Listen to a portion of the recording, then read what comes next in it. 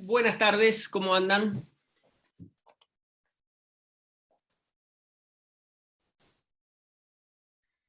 Buenas tardes, profesor. ¿Qué tal? ¿Cómo andan? ¿Bien? Bueno, me alegro. Bueno, vamos a... ¿estará el anfitrión? No está el anfitrión. A ver cómo hacemos. A ver quién está como anfitrión.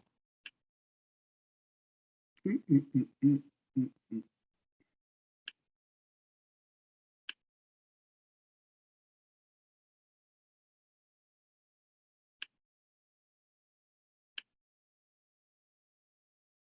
Denme un segundo, a ver si puedo.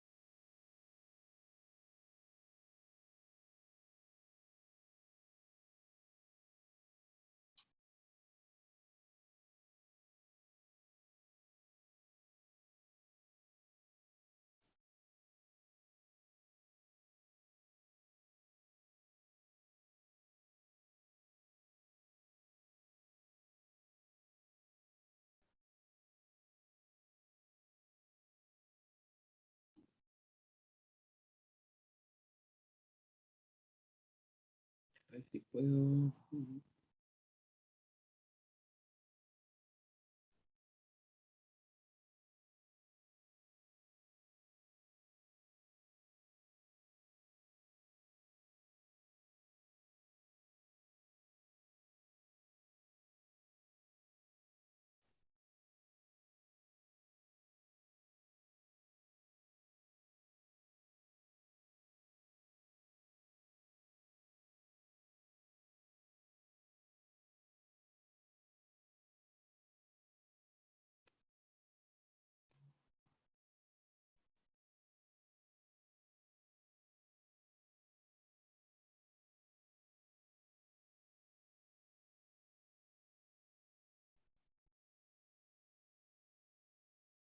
Tengo un problema que no puedo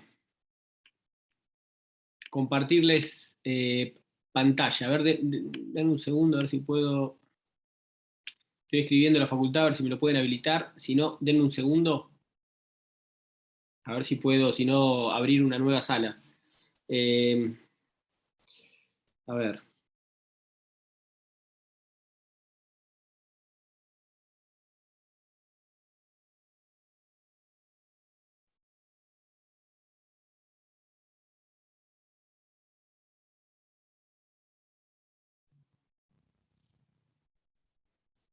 A ver, a ver.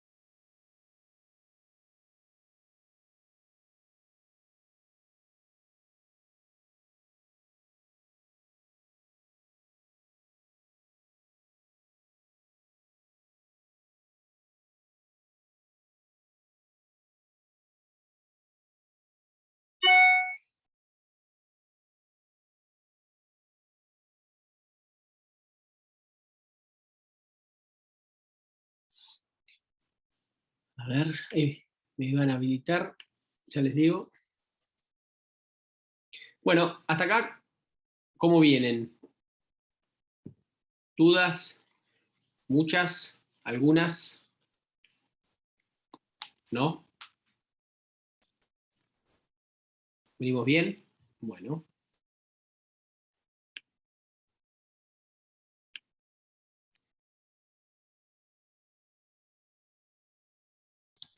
Yo le quería hacer una pregunta. Sí, Hola. Daniela, buenísimo. ¿Cómo Sí, está? bien.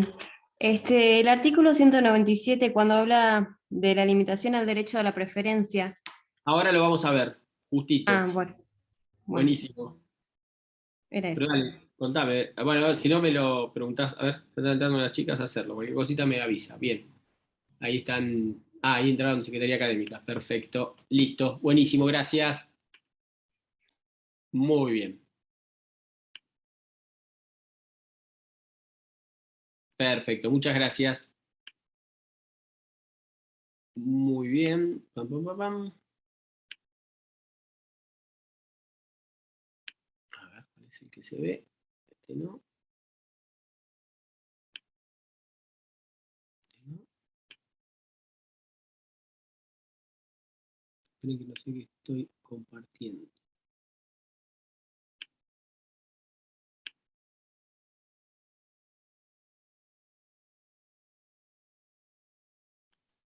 Bien.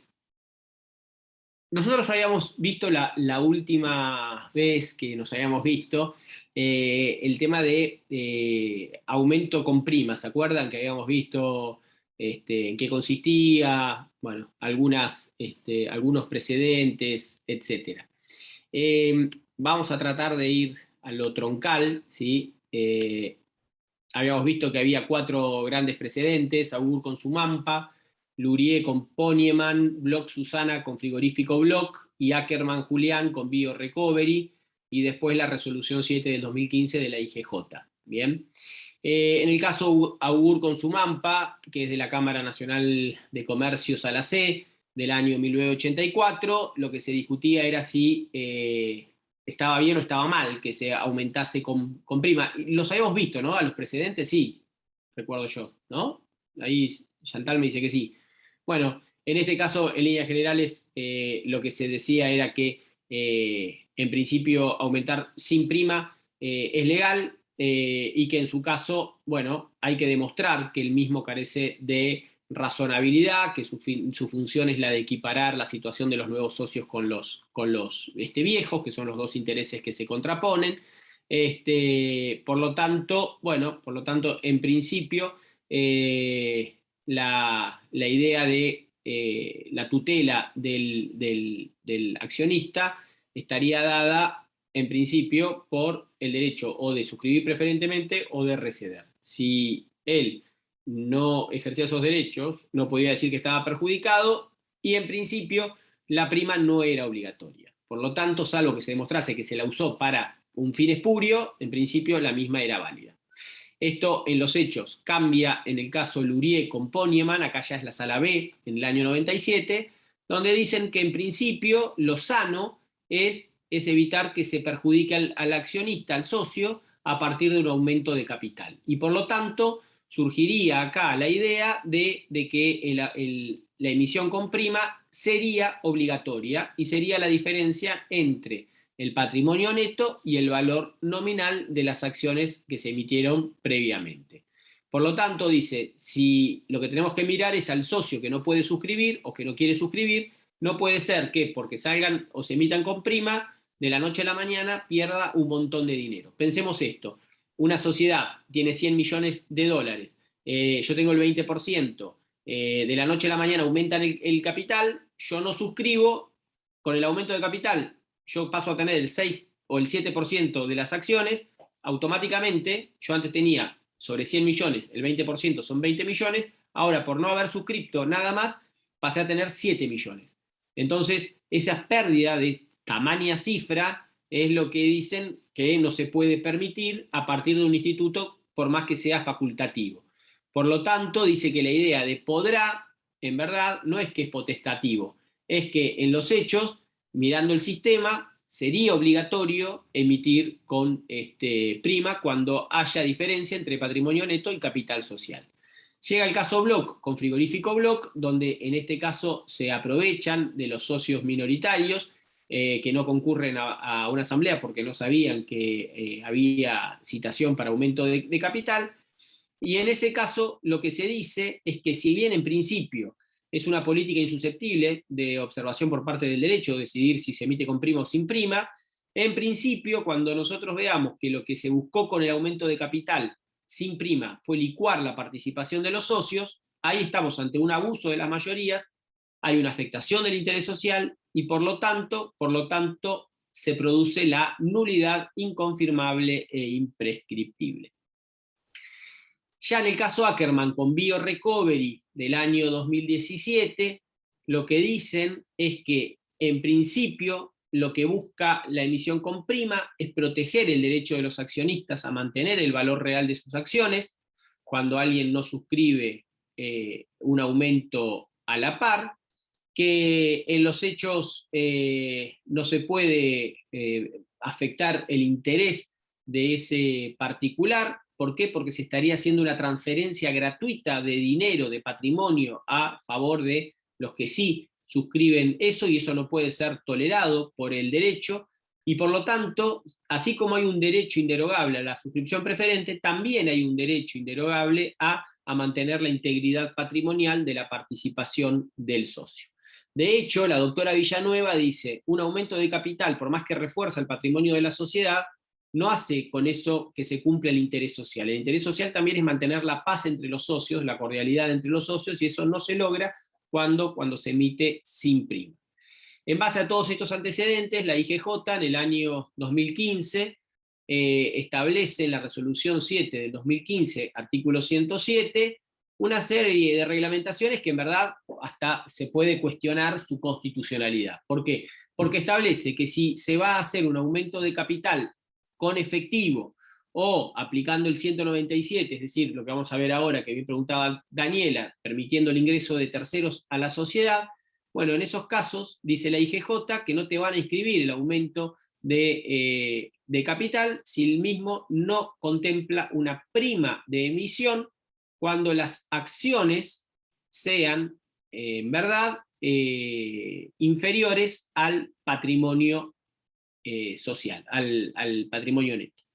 Y entonces establece que va a tener que hacerse un balance especial para determinar cuál es el valor real de esas acciones en base al patrimonio, y que en principio del acta de asamblea tiene que surgir cuáles son los fundamentos que determinan cuál es esa prima de emisión y por qué es ese valor que surge aceptado o que es el que van a tener que pagar aquellos que quieran acceder a las acciones.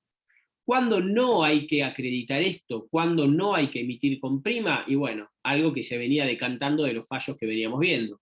Solamente cuando la decisión de no emitir con prima se tome de manera unánime. Y eso es lógico. Si estamos todos de acuerdo que no se emita con prima, bueno, nadie puede venir contra sus propios actos. Si yo vengo a una asamblea y digo, no, la verdad, emitamos sin prima, y la verdad no voy a suscribirlo, bueno, a ver, vos tampoco protegés tus derechos, es raro que esto suceda.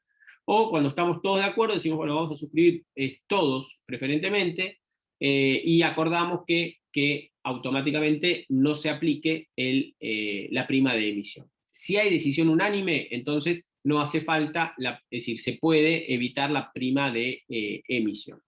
El otro supuesto es que en la asamblea decidamos aumentar sin prima de emisión y que todos los que votaron en contra recedan, ¿sí? O los que votaron en contra o estaban ausentes, recedan y se vayan de la sociedad, y se queden nada más que los que suscriben preferentemente. Esos serían los dos únicos supuestos en los cuales no es requisito para la IGJ emitir con prima de emisión. Y si los estatutos tienen alguna otra pauta ya regulada, bueno, en ese caso entonces no hace falta. ¿Por qué? Porque ya los socios lo habían pactado con anterioridad. Bien, ¿hasta ahí vamos? ¿Se entendió esto hasta acá? Perfecto. A la hora de determinar la prima de emisión, en verdad, uno lo que viene viendo es diferencia entre patrimonio neto y capital social. Bien, la doctora Barrau sostiene que hay escenarios que justifican que tengamos que analizarlo con mayor detenimiento. Primero, la diferencia entre capital social y patrimonio neto, el problema que tiene es que hay algunos elementos, primero que se va a tomar sobre montos que están en los balances, y que por lo general esos son montos menores a los que realmente representan el patrimonio. Por ejemplo, un inmueble en los balances se registra a valor fiscal, y el valor fiscal no tiene nada que ver con el valor de mercado. Entonces, a eso se le suma, por ejemplo, que hay cuentas que no están dentro del patrimonio neto, ¿sí? Por ejemplo, utilidades no distribuidas, etc. Entonces, en esos casos, dice la doctora Barrau, aún usando esa prima no estaríamos siendo justos. ¿Por qué? Porque no representa el valor real del patrimonio de la sociedad. Entonces, sería un avance, sí, pero obviamente con relación a emitir sin prima es un avance, pero no sería un avance pleno. El segundo, ¿cuál sería? El segundo es tomar la diferencia entre el capital social y el patrimonio, ya no el patrimonio neto, sino el patrimonio en general.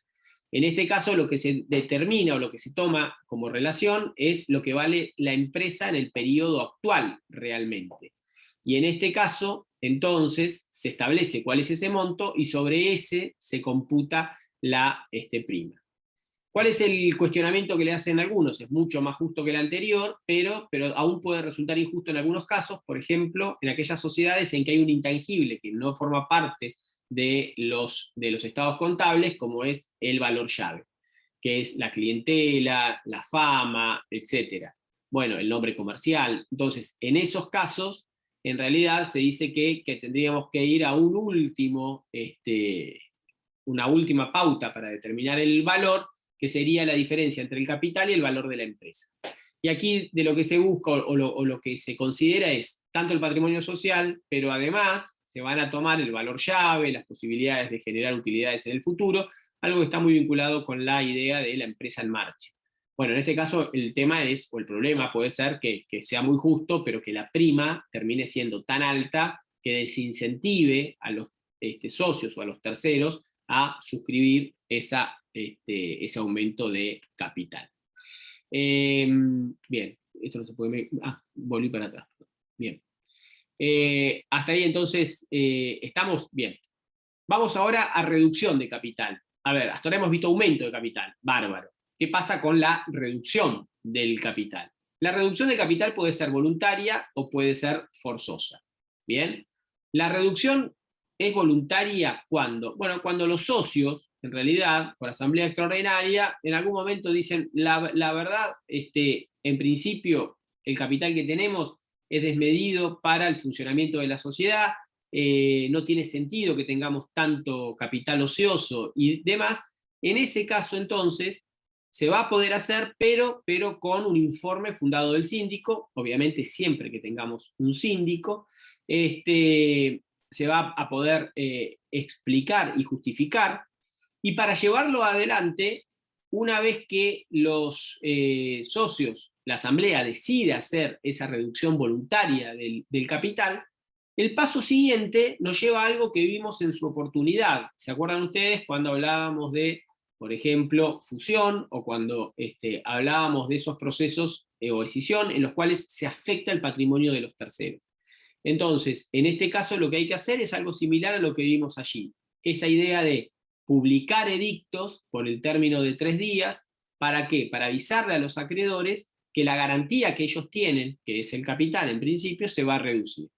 Entonces, a partir de ahí se va a abrir un periodo de 15 días, ¿para qué? Para que los acreedores puedan oponerse a esa disminución de capital, y a partir de esa oposición negocien con la sociedad, y de esa manera se reduzca el capital social, perdón, que las dos partes negocien, y en este caso se garantice al tercero acreedor el pago de la obligación, ya sea pagándoselo en ese momento, desinteresándolo, o por el contrario, dándole como garantía, por ejemplo, algún derecho real, o una garantía real, como puede ser una prenda, una hipoteca, etc. Una vez que esto se hace, bueno, automáticamente, si en los 15 días no hubo un acuerdo, se abren los 20 días para que los acreedores puedan obtener una medida cautelar de embargo en sede judicial. Bien, ¿Cuándo no va a ser necesario hacer esa publicación? Bueno, cuando en realidad lo que estamos haciendo es una disminución de capital, pero por amortización de acciones integradas, es decir, cuando le estamos devolviendo a los socios, estamos cancelando el valor de sus acciones, porque eso lo tendríamos que hacer también al final del proceso, pero siempre y cuando esa amortización se haga con ganancias o reservas libres, es decir, reservas que en realidad están más allá del capital social. En este caso, entonces, ¿sí? En principio, si bien el capital se está achicando, ¿por qué? Porque yo estoy devolviendo, estoy pagando las acciones a los socios, como lo estoy haciendo con ganancias, o lo estoy haciendo con reservas libres, en principio no afecto y por lo tanto no debo cumplir con esa publicación. Ahora, distinto es cuando estamos ante una reducción por pérdidas. Si hemos tenido pérdida de capital, es decir, una parte del capital se ha consumido porque nos está yendo mal, pero no hemos llegado a una situación crítica, bueno, en ese caso la ley nos autoriza a que podamos, en este caso, equilibrar. Vamos a suponer que tenemos un capital de 10 millones de pesos. Bien. Más 2 millones de reserva legal, perfecto. En este momento nos damos cuenta de que nuestro patrimonio está en 9 millones, es decir que hemos perdido 1 millón de pesos de capital. Bueno, en este caso lo que nosotros podemos hacer voluntariamente es reducir el capital para equilibrarlo con el patrimonio. Entonces es una reducción por pérdida, ¿sí? Es una reducción por pérdida, y en este caso lo que estamos haciendo es sincerar cuál es el capital social y equilibrarlo con el patrimonio. Esto que es voluntario, si queremos hacerlo lo hacemos, si no, no, y no obliga a hacer esas publicaciones para que vengan los terceros, porque la verdad no es que estoy reduciendo la garantía, sino que la estoy sincerando, se vuelve obligatorio cuando lo que yo perdí ya es las reservas y además perdí el 50% del capital. Entonces ahí en ese caso sí, ¿por qué? Porque si no le estoy mandando un mensaje falso a la comunidad. Le estoy diciendo que tengo un capital de 100 millones de pesos, por ejemplo, y la verdad que tengo 30.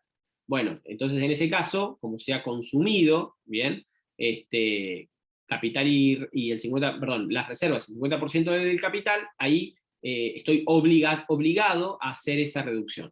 No estoy todavía en una causal disolutoria, porque no perdí todo el capital, pero tengo que sincerar ante terceros cuál es el capital que tiene la sociedad en este momento, y en ese caso, insisto, es obligatorio. Bien. Si la pérdida fuera total, la sociedad entraría en disolución, y por lo tanto, es decir, habría una causal de disolución, y por lo tanto entraríamos dentro del proceso de liquidación.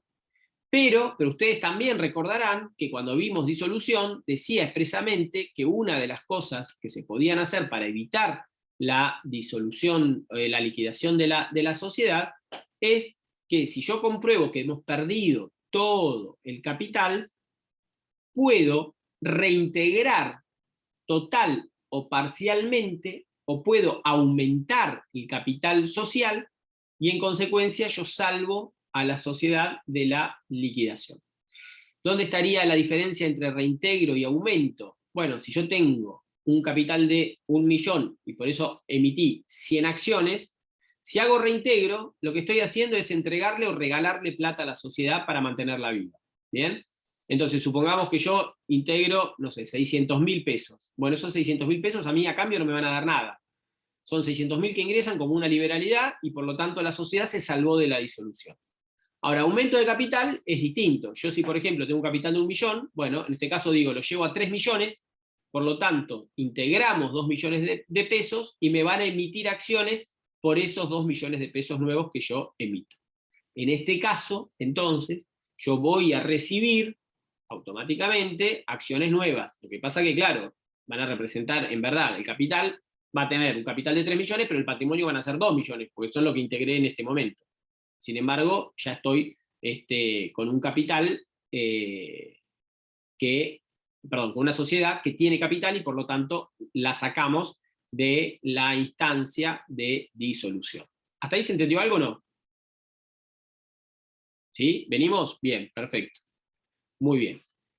Es así entonces que ante este último escenario aparece algo que se dio en los últimos tiempos en la Argentina, que en el mundo en algunos casos está regulado, no muy claro, algunos autores le hacen decir más de lo que las leyes dicen, pero España sí tiene algún tipo de regulación en este sentido, que es lo que se llama la operación acordeón. ¿Qué es la operación acordeón? La operación acordeón es, ¿la sociedad perdió todo el capital? Sí, bien, entonces cancelamos todas las acciones. Perfecto, una vez que cancelamos todas las acciones, algunos volvemos a aumentar el capital o a reintegrar capital. En verdad, en los hechos aumentamos capital. Entonces, al aumentar el capital, nos sacamos de encima a los socios que no querían poner plata. A ver, para que me vayan siguiendo. Vamos a suponer que hacemos, la sociedad queda en cero. ¿Bien? Si nosotros hiciésemos en ese caso un aumento de capital, es muy probable que por ejemplo, si estamos como socios, Ignacio, Daniela y yo, bueno, tal vez Ignacio y yo decimos, sí, vamos a salvar la sociedad. Y Daniela dice, no, yo no pongo plata. Bueno, claramente, la plata que nosotros ponemos por el aumento de capital, ya sea preferencia y a crecer, la termina beneficiando a Daniela. Está bien, va a tener menos participación, pero queda dentro de la sociedad. Si mañana la sociedad volvió a andar bárbaro, ella en el momento de crisis no puso nada, pero quedó dentro de la sociedad. Entonces, algunos ¿qué pensaron para esto? Y bueno, hagamos lo que se llama la operación acordeón, que es Ignacio, Daniela y yo somos socios. Vamos a hacerlo. Decimos, ¿quién va a poner plata? Daniela dice, yo no pongo plata. Listo, entonces, che, Ignacio, hagamos una cosa, que cancelemos las acciones, plum, quedamos todos afuera. Bien, ahora que no tenemos acciones que valen cero, porque valen cero, las cancelamos. Ahora que ya no somos socios, Ignacio y yo decimos, bueno, aumentamos capital, y entonces lo suscribimos directamente Ignacio y yo.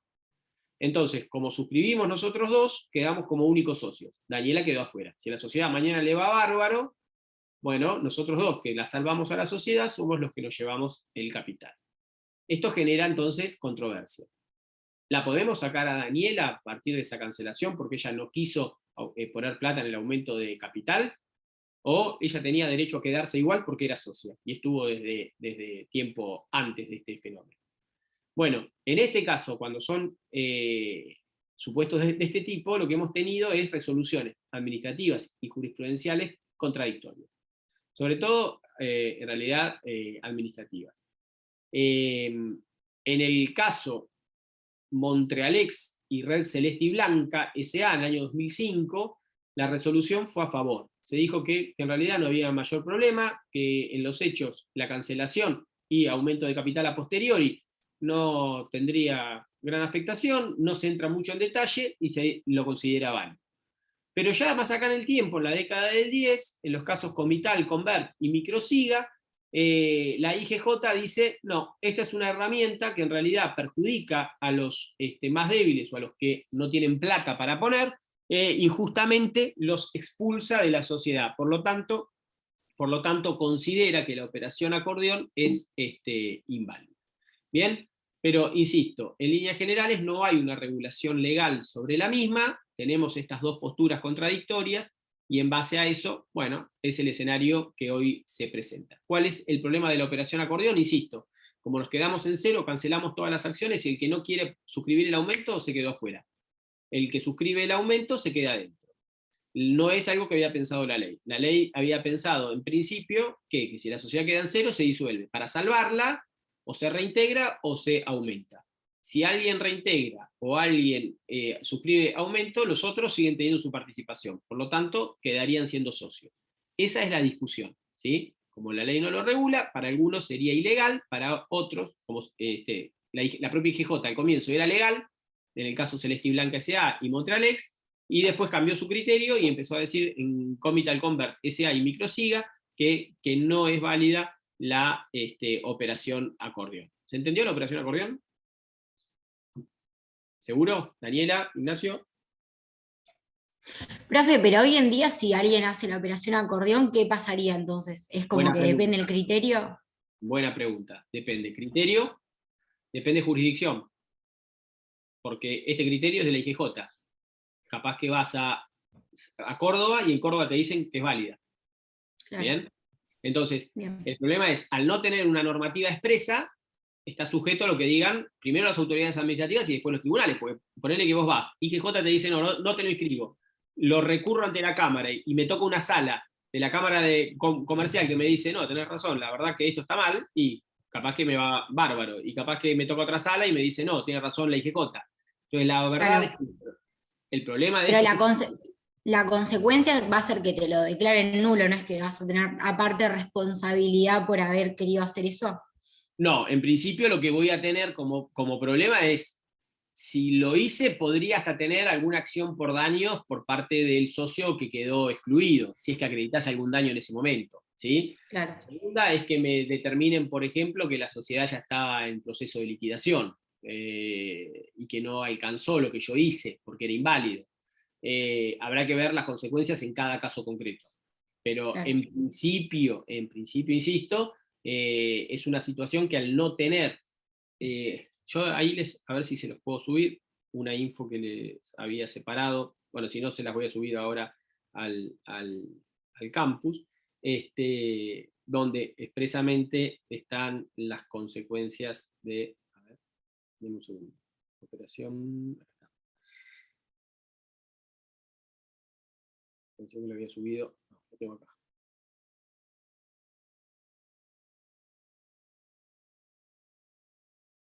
A ver si se los puedo subir directamente acá. Denme un segundo, al chat.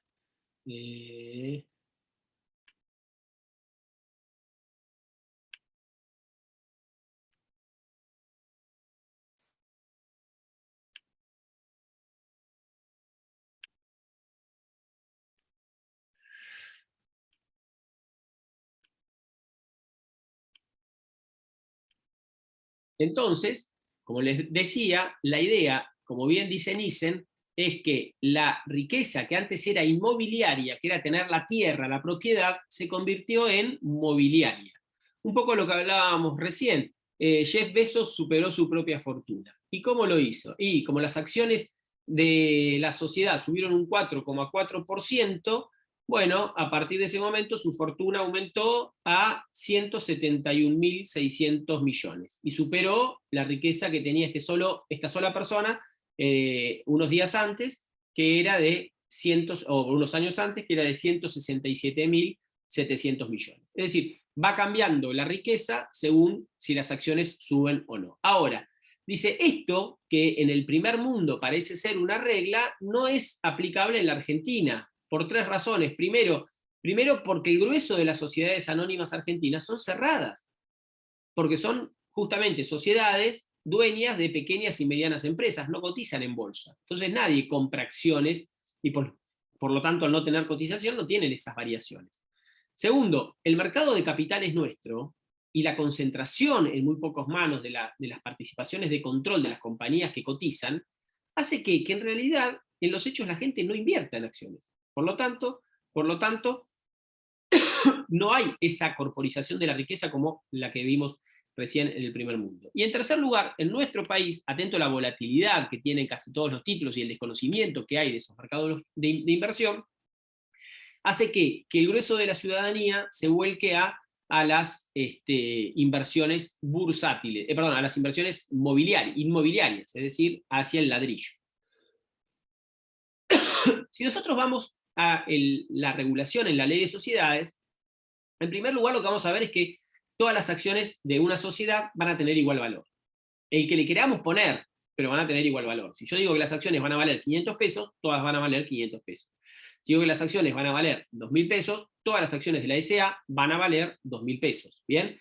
Yo tengo libertad para elegir el monto según mi conveniencia o la organización de mi sociedad, pero una vez que elegí un número, un monto, ese va a ser igual para todas las acciones. Y además, siempre en moneda argentina. No podemos utilizar otros títulos. Bien, a medida que voy emitiendo esas acciones, cada uno de los títulos en los que corporizo las acciones van a llevar un número correlativo. Entonces, si yo emito la acción 01, la acción 02, la acción 03, la acción 04, cada una va a estar individualizada con ese número.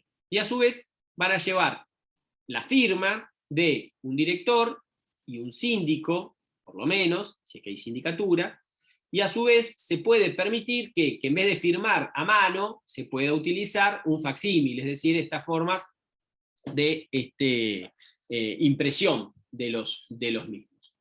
Estas son las acciones viejas, como eran antes, ¿sí? Donde ustedes ven que hay el nombre de la sociedad, en este caso era Molinos Río de la Plata, sociedad anónima, el monto autorizado, en realidad ese sería el monto de capital ahora, Ustedes vean que dice título al portador, porque es del tiempo en el cual las acciones se emitían al portador. Vamos a ver que esto ya no es lícito, no es posible. Ahí, por ejemplo, lo que hacía era agrupar en un título dos acciones. Entonces decía que, ¿por qué? Porque capaz que era más fácil emitir acciones agrupadas. Entonces en este caso se decía que eran dos acciones, como cada acción valía 100, en este caso eran 200, y abajo estaba la firma del director y del síndico. Como acá había, y bueno, por lo tanto firmaban en el mismo. Y ahí establecía cuál era el número del título y de las acciones. Ahora bien, ustedes vean que claramente el artículo 211 dice que va a establecerse en el estatuto cuáles van a ser las características y formalidades de las acciones y de los certificados provisionales que se dan hasta que se integren esas acciones, pero hay algunos requisitos que son ineludibles. Un poco lo que veíamos antes: denominación de la sociedad, domicilio, fecha, lugar de constitución, duración e inscripción, eso tiene que estar. Capital social, cuánto es el total, número, valor nominal y clase de acción que representa el título. Ahora vamos a ver por qué habla de clase de acción. Si son certificados provisionales, bueno, la anotación de las integraciones que se efectúen, y las variaciones de las menciones precedentes, cuando hay cambio en la clase, etcétera, se tiene que hacer constar en los títulos. Ahora bien, el 207 dice que el estatuto podemos prever distintas clases de acciones con derechos diferentes. Ahora, una vez que determinamos una clase, dentro de esa clase los derechos son los mismos para todos los que conformen el mismo. Es decir, no puedo hacer una clase que a su vez adentro tenga una subclase, no.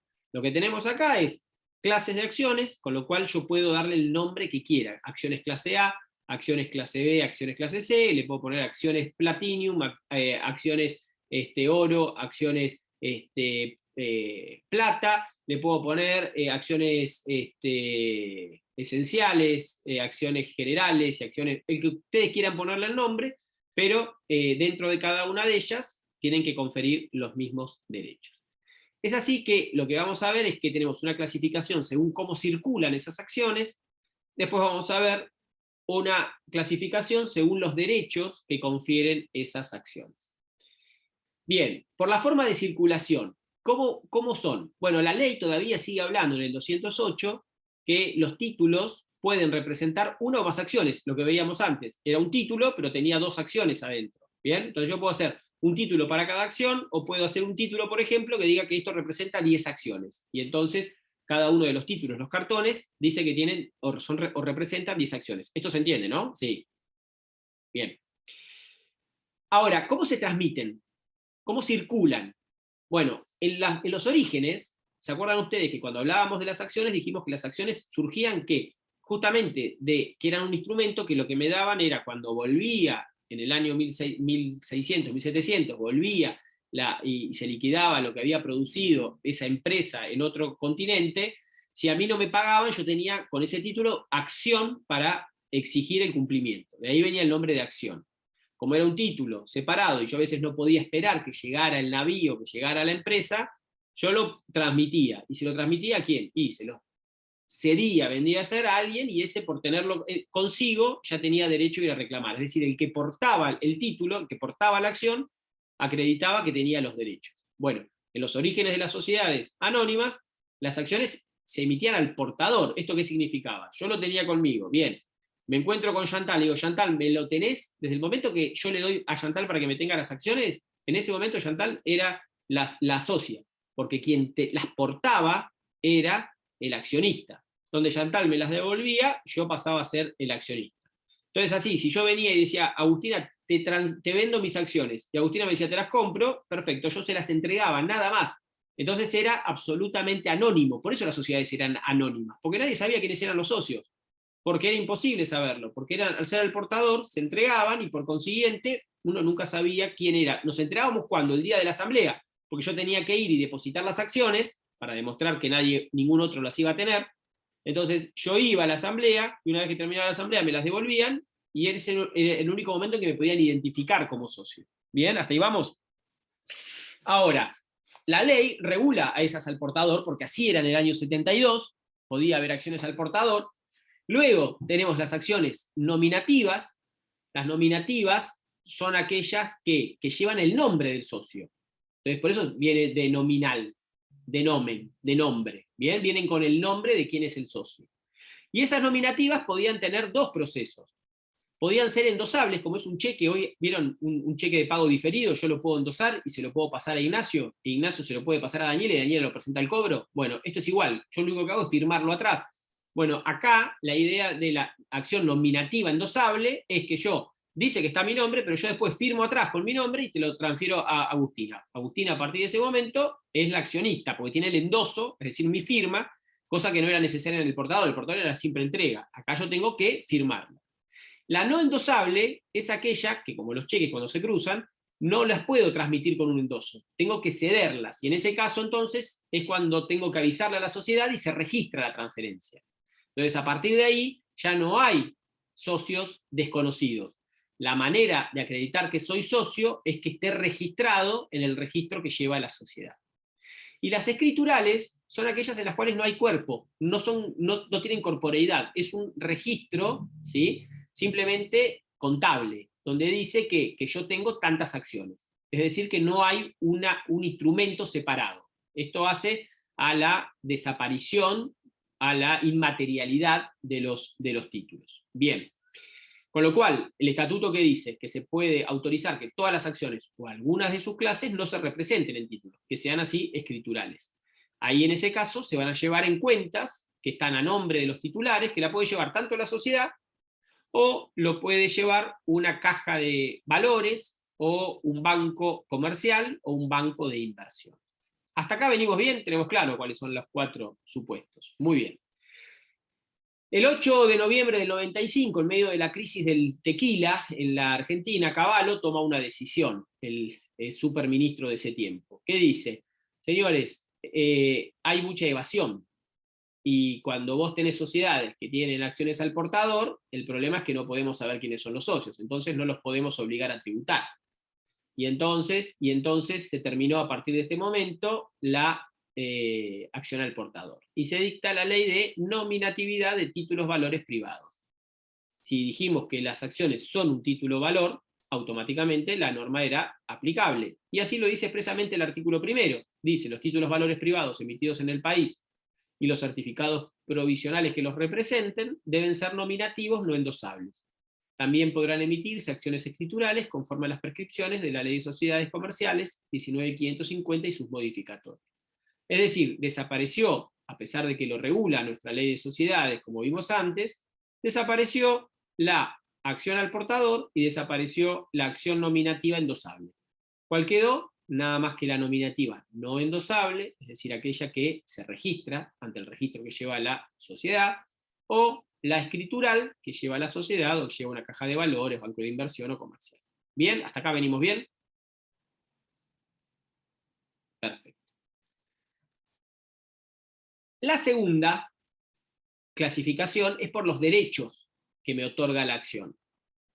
Y aquí, esta clasificación, lo primero que va a hacer es distinguir. Vamos a distinguir, según la acción me pueda dar más derechos políticos, es decir, derecho de voto, a unos que a otros, o me puede dar más derechos económicos a unos que a otros. ¿Bien?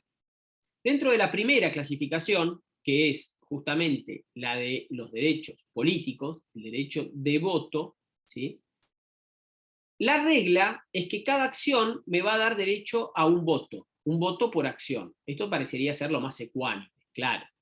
Pero la ley me permite que yo en el contrato pueda pactar que algunos socios van a tener más votos que otros. Vamos a suponer el padre y los hijos. El padre tiene el 50% y los dos hijos se dividen 25 y 25. Bien. Obviamente que en una decisión, si los dos hijos se ponen en conjunto contra el padre no puede tomar decisiones. Bien. Entonces el padre puede decidir que para asegurarse que va él a tomar las decisiones ordinarias de la sociedad, lo que va a establecer es precisamente que crear dos clases de acciones. Una clase A, en la cual le dé a cada acción 5 votos por acción, y una clase B, donde estén los hijos, donde cada acción tenga un voto por acción. Digo 5 como pude haber dicho 4 votos, 3 votos, 2 votos, es decir, cualquier cantidad distinta a 1 que yo quiera establecer en el contrato. Ahí podría haber puesto 2 y no cambiaría en demasía. Entonces, en este caso, lo que yo estoy haciendo es, si bien el patrimonio de los dos es equivalente, en este caso de los dos bloques, padre e hijos, 50 y 50, a la hora de los votos, de la toma de decisiones, del grueso de las decisiones, no la del 244 cuarto párrafo, porque ahí no se aplica el voto plural, pero en el resto de las decisiones comunes de la sociedad, tanto en asamblea ordinaria como extraordinaria, que no cuadren el 244 cuarto párrafo, en esos casos, a la hora de votar, supónganse que yo tengo 10 acciones, padre, y los hijos tienen 10 acciones también, mientras mis hijos tienen 10 votos, yo tengo 50 votos. ¿Por qué? Porque mi acción, cada una de mis acciones, tiene 5 votos por acción. Entonces yo tengo 10 acciones, tengo 5 votos por acción, son 50 votos. Mis hijos tienen 10 acciones, un voto por acción, tienen 10 votos. Entonces, a la hora de tomar decisiones, siempre voy a ganar yo, a pesar de que no tengo más capital ni más acciones que las que tienen ellos. ¿Se entienden hasta ahí? ¿Seguro todos? Ignacio, Daniela, ¿todos? Sí, sí, perfecto. Bien, buenísimo. Perfecto. Ahora, ¿qué dice la ley? Yo te doy beneficios, pero tampoco te doy todo. No quieras todos los beneficios. Si te voy a dar beneficios políticos, no te puedo dar beneficios patrimoniales. Es decir, no te voy a dar preferencias patrimoniales. Eso lo vamos a ver ahora. Segundo, si yo tengo acciones con voto múltiple, ¿bien? Y después de eso decido cotizar en bolsa, bueno, una vez que me autorizan a cotizar en bolsa, yo ya no puedo emitir acciones con voto privilegiado. ¿Por qué? Porque si no, sería fácil engañar a los que compran en la bolsa y que mañana quieren ir a votar. Supongamos que tenemos un voto por acción y una vez que salgo a la bolsa, hago un aumento de capital y digo que esas nuevas acciones tienen 5 votos por acción. Como la gente, los inversores por lo general no saben, quedan en disparidad de situación. Bueno, no, una vez que yo salgo a la bolsa, que me autorizan a cotizar en bolsa, se terminó la posibilidad de emitir acciones con voto privilegiado. A partir de ese momento, todas las acciones van a tener derecho a un voto. Obviamente, si antes ya había acciones con voto privilegiado, esas van a seguir estando. Segundo supuesto, preferencias económicas. Bueno, estas son las acciones preferidas. Las acciones preferidas son las que van a tener preferencia patrimonial. Y si tenés preferencia patrimonial, ya dijimos que no podés tener pluralidad de votos. Pero es más, no solo eso, podés hasta llegar, si lo pactamos en el estatuto, no tener voto. Entonces, ¿el principio cuál es? Un voto, aún preferida, un voto por acción. Pero si lo pactamos en el estatuto, podemos decir que tiene privilegio económico, pero no tiene derecho a voto. Bien, nunca no. ¿Por qué? Porque esa acción preferida va a recuperar el voto cuando, en principio, primer supuesto, cuando estamos decidiendo las materias del artículo 244, cuarto párrafo. ¿Por qué? Porque en ese caso sabemos que son decisiones trascendentales para la vida de la sociedad. Entonces la ley que dice, señores, ahí sí los pongo a todos en un plano de igualdad, y por lo tanto, el que tenía acciones preferidas sin el derecho a voto, pasa a tener un voto por acción, y los que tenían voto plural pasan a tener un voto por acción. Segundo supuesto, lo que se llama el nudge, o nudge en realidad, el impulso, ¿sí? Esto de lo que habla Samuels. ¿Cuál es la idea? La idea es, mirá, la segunda es, si yo te doy preferencia económica, bien, y te saco el voto, la razón por la cual te saco el voto es porque te estoy dando una preferencia económica. ¿Cuál podría ser esa preferencia económica? Por ejemplo, cobrar dividendos antes que el resto. Segundo, tener asegurado una determinada cantidad de dividendos. Entonces, por ejemplo, siempre nos vamos a llevar, si hay ganancias, 500.000 pesos. Entonces, ¿cuánto hubo en este ejercicio? 600.000. Bueno, yo me llevo 500.000, que era lo que habíamos acordado, ¿sí? En base a mi participación. El resto se reparte entre los otros socios. O, por ejemplo, algún tipo de... Siempre que haya ganancias, insisto, siempre que haya ganancias. Si no hay ganancias, es inválido cualquier acuerdo porque entraría dentro del artículo 13 las cláusulas de unión. Ahora, entonces, en este caso, ¿qué dice? Como el incentivo es justamente económico, el momento en el cual yo puedo recuperar voto que no sea el 244 cuarto párrafo es cuando no me cumple con ese acuerdo, es decir, cuando no me cumplen con la entrega del beneficio económico. Entonces, si a mí me tienen que dar por anticipado los fondos, no me los dan, yo los constituyo en moro a la sociedad, y automáticamente en ese momento ya paso a tener voto. Y entonces ahí la sociedad va a estar interesadísima en pagarme. ¿Por qué? Porque no me va a querer en la asamblea votando y capaz que distorsionando las mayorías que están establecidas. Entonces es una forma de dar un incentivo, un nudge, como es este empujoncito, esa idea de empujoncito de sociedad, che, te estoy dando un empujoncito para que vos cumplas. Entonces, hasta que no cumpla, el socio tiene derecho a votar. Muy bien. ¿Cómo transmitimos? Bueno, en este caso, tanto las acciones nominativas como las escriturales, dijimos, las nominativas no endosables y las escriturales, que son las únicas que están hoy, se tienen que notificar por escrito a la sociedad emisora, o a quien lleve el registro, en el caso de ser escriturales. Desde el momento en que yo le aviso a la sociedad y se inscribe en el registro que lleva la propia sociedad, y esto es fundamental, porque es la diferencia esencial con la SRL. En la SRL, la registración de quiénes son los socios, como están solamente en el contrato, la lleva la autoridad de aplicación. Entonces, si yo quiero saber quiénes son socios de una SRL, le puedo preguntar a la IGJ, le puedo preguntar a la Dirección Provincial de Personas Jurídicas. Si yo quiero saber quiénes son los socios de una SA, no. Lo único que voy a poder saber, si le pregunto a la IGJ o a la Dirección Provincial de Personas Jurídicas, es quiénes son los que la fundaron a la sociedad, pero no voy a saber quiénes son los socios actuales. ¿Puedo averiguarlo de otra manera? Sí, la más directa es ir y pedir el registro de accionistas de la sociedad. La segunda, tangencial, pedir declaraciones juradas ante la AFIP, si es que la AFIP me diese esa información y no está bajo secreto. Entonces, en principio, lo que me va a permitir esto es, bueno, si yo voy a la sociedad, supónganse que estoy haciendo una investigación judicial, y bueno, o yo soy un acreedor, podría embargar, pero para embargar tengo que ir y asentar el embargo en el registro. ¿Dónde está el registro? En la sede de la sociedad. ¿Me van siguiendo hasta acá? ¿Sí? Este es uno de los grandes motivos por los cuales es tan difícil embargar acciones. ¿Por qué? Porque cuando uno llega a la sede social, por lo general el registro de accionistas nunca está. Entonces aparece a los 3 días, y cuando aparece, la persona a la que fuimos a embargar no era socia, o ya no era socia, había dejado de serlo, o nunca lo fue. Entonces, en los hechos, bueno, eso imposibilita la efectiva traba de una medida cautelar. Distinto con la SRL. La SRL yo, sin avisar a nadie, le digo a la IGJ o a la Dirección Provincial de Personas Jurídicas, según donde esté radicada la sociedad, embargame las cuotas de esta persona, y ahí ya está, listo, pero automáticamente. No se da esa maniobra que sí se puede dar con el registro llevado por la propia sociedad. Muy bien. Una vez que nosotros le notificamos a la sociedad y se registra en el registro de accionistas, automáticamente los efectos son tanto contra la sociedad como contra los terceros. Ahora, ustedes se acuerdan que cuando vimos en la SRL, vimos que había cláusulas limitativas de la transmisibilidad, que por lo general era autorización, es decir, que estén de acuerdo el total o la mayoría que establezcamos de la SRL, o el derecho de suscripción, o el derecho de preferencia, es decir, el derecho de que los socios se queden con las acciones antes de que ingresen terceros. Bien. Esa regulación, que allí en la SRL es más detallada, aquí no figura. Aquí lo único que dice el artículo 214 es, en principio, que la transmisión de las acciones es libre, mismo principio que vimos en las SRL.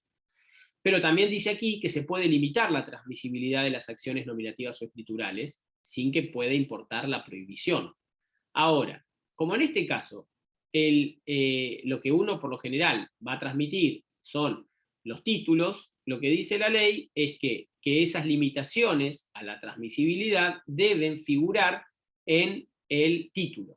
Y si son escriturales, es decir, que no hay título, no son corpóreas, bueno, en ese caso, cuando se emita un comprobante de que hay acciones, que es verdad que Chantal es la dueña de esas acciones, bien, el registro cuando lo emita va a decir, sí, Chantal es dueña de esas acciones, pero te aclaro en esta constancia que estoy emitiendo que en verdad, ¿sí? Estas acciones tienen ciertas limitaciones. Por ejemplo que hay una cláusula de autorización o que hay una cláusula de preferencia. Bien, en ese caso no surge del título porque no hay título, pero sí surge de la certificación que va a emitir la autoridad. Bien, hasta acá venimos.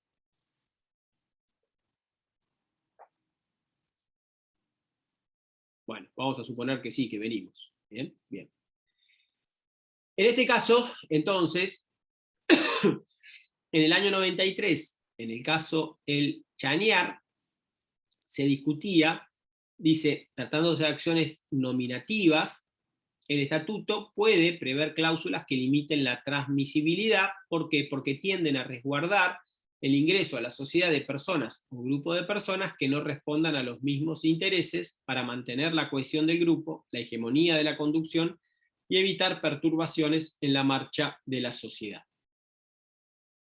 En este caso, decía que los socios o la sociedad podían ejercer el derecho de preferencia para la adquisición de las acciones nominativas no endosables, de las que el socio fallecido era titular, y entonces, en este caso, se establecía que tanto se limitaba la transmisión, es decir, permitía ejercer ese derecho, tanto si la transmisión se daba entre vivos, como también si la transmisión era forzosa. Es decir, que si yo establecía que los socios siempre iban a tener derecho de preferencia antes del ingreso de los socios, antes del ingreso en reemplazo de los socios de terceros, eso era tanto cuando la misma se vendía, como también si fallecía el socio y querían ingresar los herederos. Es decir, que también era válida, entendía la Cámara Nacional de Apelaciones, la cláusula que limitaba la transmisibilidad a los herederos. Y que para eso no había ningún tipo de limitación. En el caso Neder, con Clínica Alvear, se había establecido que el directorio tenía que aceptar la transmisión de las acciones, más que nada porque esto era una clínica, y en este caso se dijo que la oposición por parte del directorio a la transmisión debía ser fundada y además razonable. Porque si solamente fuese decir no convalidamos la transferencia, en realidad estaríamos ante una prohibición de venta, que es lo que dice la propia norma, que no se puede autorizar. Entonces, en este caso, lo que se dijo justamente es que era válida, y que cuando el directorio o la asamblea van a oponerse a la transmisión, si estuviese pactado, tienen que explicar los motivos, ya sea en sede interna de la sociedad, o si hay una impugnación judicial, lo tendrán que hacer en sede judicial. Pero siempre hay que explicar por qué se opone el directorio a la transferencia de las acciones. En este caso, justamente era porque podía ingresar un médico de la competencia. Entonces en ese caso se entendía que había razonabilidad para rechazarle el ingreso, insisto, en virtud de tener actividades vinculadas con la competencia. En el caso Esparrica con FAMIC, bueno, se pedía la nulidad de la decisión que habían tomado en una asamblea que modificaba la forma de transmisión de las acciones. En este caso se había establecido que la cláusula séptima decía que, ¿dónde estaba? La cláusula de consentimiento, por la cual la transferencia tenía que ser autorizada por el directorio, cuando el texto original no establecía nada. Y entonces los socios que habían perdido decían que eso era una limitación que ellos no habían pactado, y que por lo tanto violaba su derecho. La Cámara, bueno, confirma que en realidad en ese caso se estaba limitando la libertad de transmisibilidad. Certificados provisionales. Dijimos nosotros que en las sociedades anónimas podemos integrar un 25% y el saldo, el 75%, a posteriori. Bueno, cuando las acciones, no están totalmente integradas, no se pueden emitir las acciones, porque estaríamos engañando a los terceros. Entonces lo que se emiten son certificados provisionales nominativos. ¿Qué dicen? Que Agustina tiene 100 acciones, pero que en realidad hasta ahora integró el 25%. Es decir, que solamente me van a dar las acciones o se va a inscribir en las cuentas escriturales cuando yo cumpla con la integración total. Una vez que yo ahí sí cumplo con la integración total, bueno, en ese caso me tendrán que entregar, si se emitieron acciones, las acciones reales, si son escriturales, se va a tener que asentar que están debidamente integradas. Mientras tanto, El certificado provisorio se puede negociar, se considera definitivo y se puede hasta dividir. Muy bien. ¿Qué es lo que va a llevar la sociedad? Bueno, el registro de acciones o de accionistas.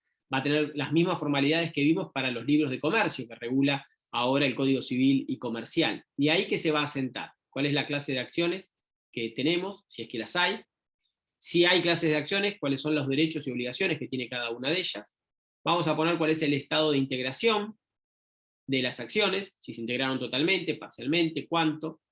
Si son nominativas, todas las transferencias que se hicieron sobre las mismas, estableciendo las fechas de transferencia y quién es el adquirente, que va a ser el nuevo socio. Si hay derechos reales, porque yo las prendo esas acciones, se va a registrar directamente en ese lugar.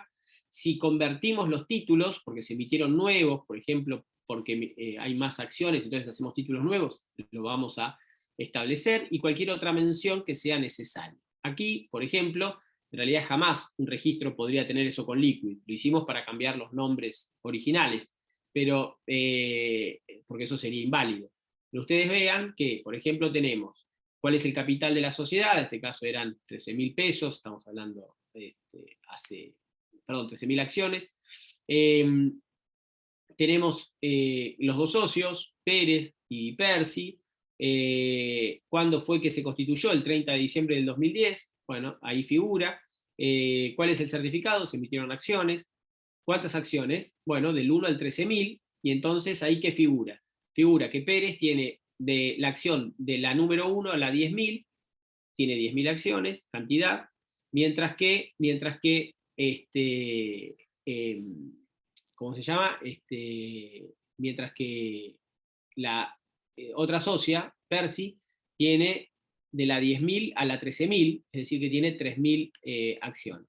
En este caso se había establecido que cada acción tenía un valor de $1, es decir, que entonces tenemos que uno aportó 10.000 pesos, el otro aportó 3.000, por lo tanto, sobre el total, ella tiene, Pérez tiene un 76,92% de participación, y la otra tiene un 23,08% de participación. ¿Está integrado el total? Sí, sí, perfecto.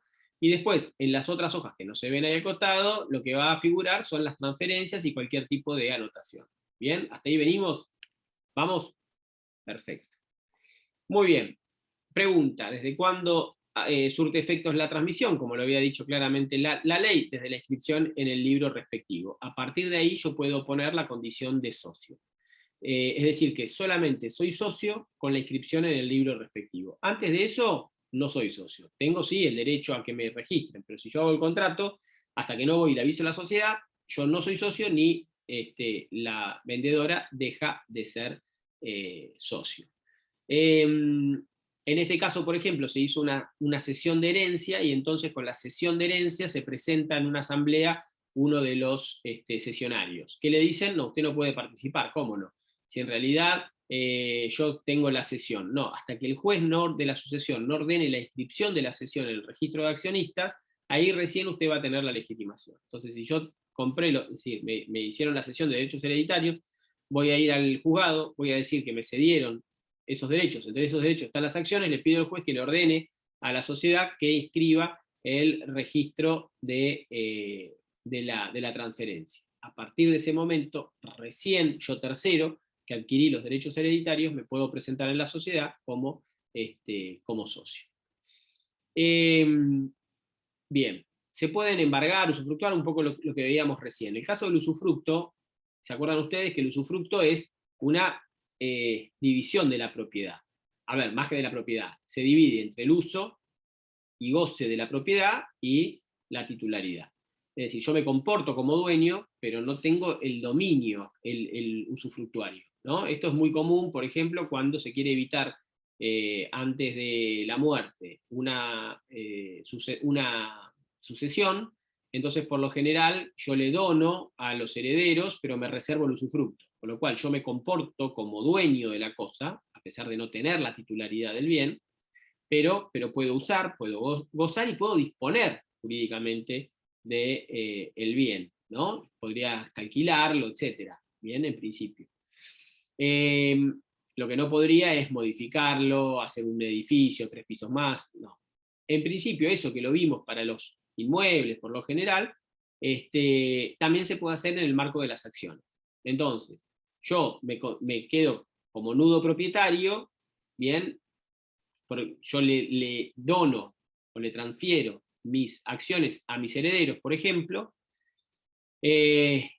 les doy la nuda propiedad, es decir, ellos quedan como dueños de la misma, pero yo soy el usufructuario, así que yo me sigo recibiendo las ganancias, los dividendos, etcétera, que va dando la sociedad hasta el día que fallezca. Cuando yo fallezco, cuando fallece el usufructuario, o se termina el convenio que hayamos pactado, se reúne el uso y goce con la titularidad jurídica, y ahí el dominio vuelve a ser pleno. ¿Bien? Bueno, en este caso entonces, ¿a quién le corresponde la calidad de socio? Bueno, la calidad de socio le corresponde al nudo propietario. Él es el socio. ¿Bien? Ahora, el usufructuario lo que tiene es el derecho a percibir las ganancias que se deriven durante todo el usufructo. Primer problema. ¿Y si hay ganancias y las pasamos a reserva? Esas nuevas acciones, piensen, serían ganancias. Las ganancias me corresponderían a mí. Se capitalizan. La pregunta es, ¿de quién son esas acciones? Bueno, las acciones siguen la suerte del principal. Es decir, las acciones siguen siendo propiedad del nudo propietario. Ah, muy bien. Y entonces lo que sí voy a tener yo derecho como usufructuario es que también voy a tener el usufructo de esas nuevas acciones que se han emitido.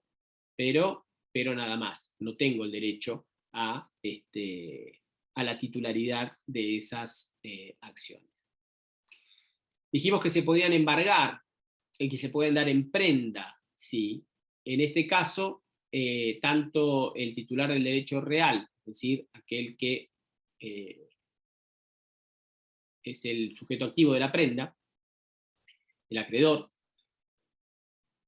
o el embargante, si es que se quedase con los títulos, tiene que facilitar el ejercicio del derecho de los propietarios, por ejemplo, depositando las acciones en la asamblea para que pueda ir a participar o cualquier otro procedimiento, y el propietario irá, deliberará, etcétera, ¿sí? Y obviamente va a recibir los dividendos. Esto es simplemente una garantía real que yo entrego para el caso de que no cumpla alguna otra obligación. ¿Bien? Por ejemplo, Agustina me presta plata y entonces le digo, bueno, yo como garantía te prendo las acciones, te las entrego, yo sigo siendo el socio en principio, pero vos que las tenés en tu poder, porque están prendadas, me tenés que facilitar que yo pueda ir a las asambleas, deliberar, etcétera, con lo cual si hay que depositarlas en la sociedad, Agustina tiene que venir 3 días antes, depositarlas, bien, yo ir a la asamblea, bla, bla, bla, y después se las vuelve a llevar ella para que pueda operar, si es que existe la corporeidad. Bien, ¿puede la sociedad adquirir sus propias acciones que emitió? Esto sería algo extraño, porque es como autofagocitarse, ¿no? Es decir, comprar lo mismo que soy yo, es decir, en realidad sería un patrimonio ficcional o unas acciones ficcionales, porque el mismo socio es la sociedad. La ley en principio dice que no, pero sí lo autoriza en algunos supuestos. Primero para cancelarlas. Vamos a suponer, fuimos emitiendo acciones, y nos damos cuenta de que estamos próximos al vencimiento del plazo. Entonces decimos, ¿para qué vamos a esperar al final? Si tenemos un montón de capital. Entonces, bueno, las vamos cancelando. Bueno, vayamos cancelándolas. Y entonces, ¿por qué decimos que las compra? Porque en realidad las toma, les paga a los socios el valor de esas acciones y las elimina. ¿Bien? Entonces, las compra, pero para cancelarlas, y siempre y cuando haya previamente un acuerdo de reducción de capital. Segundo, con ganancias realizadas y líquidas o reservas libres, ¿sí? Siempre y cuando las acciones estuvieran completamente integradas, y además, ¿para qué?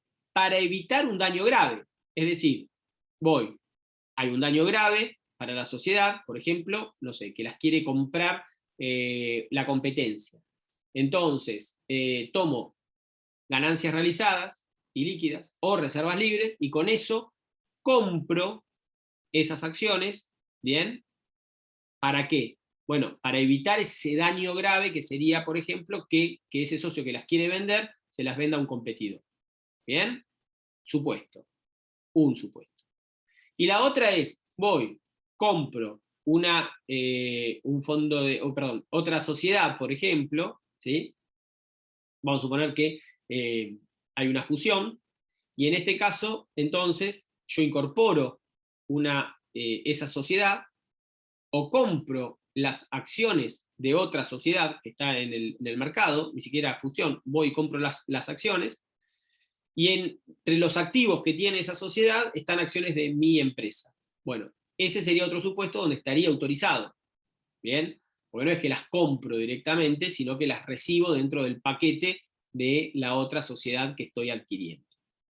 Si se trata de los dos supuestos del inciso 2 y 3, es decir, aquellos que vimos recién, que es para evitar un daño grave o porque venían dentro del paquete de otra sociedad, bueno, en ese caso tengo que vender, enajenar esas acciones adquiridas en el término de un año desde que las adquirí, y la sociedad me podría dar una prórroga. Para la compra de esas acciones se va a aplicar el derecho de suscripción preferente, con lo cual los socios van a poder comprarlo antes que cualquier otro tercero. Ahora, mientras dure ese periodo hasta que las vende la sociedad, todos los derechos correspondientes a esas acciones están suspendidos. Es decir, que no las voy a contabilizar para la mayoría, para el quórum, ni tampoco las voy a contabilizar para la mayoría. Es como si no estuvieran. Con lo cual, supónganse, Agustina tiene el 25, Chantal tiene el 50, y el 25 que tenía Ignacio es el que compró la sociedad para evitar que lo comprara un competidor. Bueno, mientras dure ese tiempo hasta que se venda, la verdad es que el 100% de las acciones van a ser el 50 de Chantal más el 25 de Agustina. Ese va a ser el total a los efectos del quórum y a los efectos de la mayoría. Entonces, vean ustedes que mientras dure ese año, Chantal, que en la sociedad normalmente no tenía la mayoría, porque tenía 50% de las acciones, se convirtió en mayoritaria, porque sobre el 75 tiene más de la mitad. Entonces, en ese periodo, ella va a ser la que gobierna la sociedad. Una vez que se enajenaron, y aparece un nuevo socio, o ejercieron derecho de suscripción preferente, en ese caso, bueno, ahí va a quedar otra vez conformada de otra manera la organización de la sociedad. Decíamos que las acciones se pueden ir amortizando, ¿bien? Aquellas acciones que están integradas. Y lo podemos hacer con ganancias. Decimos, tenemos ganancias realizadas y líquidas, y entonces, ¿qué hacemos? Bueno, en vez de repartirlas, lo que hacemos es fijar el precio de las acciones, las vamos pagando a todos los socios, ¿bien? Y en consecuencia las cancelamos. Y por lo tanto, en ese caso estamos operando justamente esa amortización. La idea es en principio asegurar la igualdad, pero podemos pactar que se haga por sorteo, y si se amortizan en parte las acciones, por ejemplo, vale la acción 1.000 pesos, bueno, amortizamos el 25%, bueno, esa amortización tiene que figurar en el título si es corpóreo, o en la cuenta de las acciones escriturales si no tiene cuerpo. Ahora, si es total la amortización, uno dice, bueno, ¿y qué? ¿Me quedé fuera de la sociedad? No. Lo que me van a dar son los bonos. Vieron que hemos hablado de bonos de goce, bonos de participación. Bueno, lo que me van a dar son bonos de goce. Esos bonos de goce que me van a dar el derecho a participar en las ganancias. Es decir, yo sigo participando, no tengo ya las acciones, pero sigo participando con esos bonos en las ganancias que se distribuyan al final de cada ejercicio. Es así entonces que la sociedad puede establecer la posibilidad de emitir bonos de goce y bonos de participación. En este caso se va a reglamentar en el estatuto expresamente. Si no está establecido en el estatuto, no está reglamentado, es nulo lo que establezcamos sobre bonos de goce, es decir, que tiene que haber una reglamentación específica. Y los bonos de goce, como decíamos recién, se emiten y se les entregan a quienes, aquellos que eran accionistas que se le amortizaron todas las acciones. Y que dan derecho a participar en las ganancias, y si hay disolución, a participar en el producido de la liquidación, es decir, en el remanente, una vez que se reembolsaron todas las acciones. Piensen esto, el capital vamos a suponer que es de 100.000 pesos. Bien, Chantal tiene 50.000 pesos y Agustina tiene 25.000 pesos, ¿sí?, de capital, y yo tenía 25.000. Mis acciones fueron amortizadas. Entonces, a partir de ahora hay 75.000 pesos de capital, 50.000 que le corresponden a Chantal, 25.000 que le corresponden a Agustina, ¿bien? Pero cuando se liquida la sociedad, lo que quedó fueron 1 millón de pesos. Es decir, que al millón de pesos le tengo que descontar los 75.000 que les tienen que devolver a ustedes. Todo lo que sobra, en realidad, son ganancias. Entonces, el hecho de que a mí me hayan cancelado las acciones, no quiere decir que yo deje de ser socio, ni que tengo derecho a los beneficios. Entonces, primero se les va a devolver a ustedes el capital, porque a mí ya me lo devolvieron antes. Entonces le van a devolver los 50.000 a Chantal, los 25.000 a Agustina, y de los 925.000 que quedan, el 50% se lo va a llevar Chantal, porque tiene el 50% de la participación, el otro 25 se lo va a llevar Agustina, y el otro 25 me lo voy a llevar yo. ¿Bien? ¿Hasta ahí vamos? Bien. Además de eso, de ese derecho que viene establecido por el 228, en el estatuto podemos reservarle otro tipo de derechos que los socios expresamente establezcan. Bien, los bonos, dijimos que recién esos serán los bonos de goce, pero también se pueden emitir bonos de participación. Los bonos de participación se pueden tomar por aportes que no sean aportes de capital, y lo que me van a dar son derecho a participar en las ganancias del ejercicio. Entonces yo, por ejemplo, entrego una máquina a la sociedad, ¿bien? Y en ese caso, la sociedad lo que me va a entregar son bonos de participación. No soy socio en este caso, ¿sí? Sino que en realidad lo que tengo son derechos a participar en las ganancias. Eso también se le puede entregar a los trabajadores. Y eso hace a la idea de que muchas veces lo que los trabajadores dicen, ¿cómo? Cuando al empresario le va bien, yo cobro un fijo, cuando al empresario le va mal, todos perdemos. Entonces, la idea ¿cuál es? Mientras sos empleado, bueno, con esos bonos de participación tenés derecho a participar en los dividendos. Algo parecido a lo que tienen, por ejemplo, los empleados bancarios. Entonces, cuando se cierra el ejercicio, bueno, los mismos, yo tengo derecho a participar en esos dividendos. En el caso de la relación de empleo, los mismos son intransferibles, y que cuando termina la relación laboral, la relación de empleo, se extingue los beneficios. Esto por lo general se utiliza ¿para qué? Para incentivar a los trabajadores. ¿Por qué? Porque cuanto más trabajen, más ganancia, cuanto más ganancia, más se llevan al final del ejercicio en ese bono. ¿Bien? Entonces, esto es lo que lo hace atractivo en la idea de comprometer al personal con el funcionamiento. No es lo usual, pero bueno, está como herramienta opcional. Esa participación se va a abonar junto con el dividendo. Bien, si se quisieran modificar las condiciones de los bonos, necesitan obviamente la mayoría absoluta de los bonos de esa clase, ¿no? Para que vengan y digan si estamos de acuerdo o no estamos de acuerdo, etc. Bien, ahora hasta acá llegamos, pero quería ir, antes de irnos, a responderle a Daniela, ¿sí? Que planteaba el tema del 197. ¿Te parece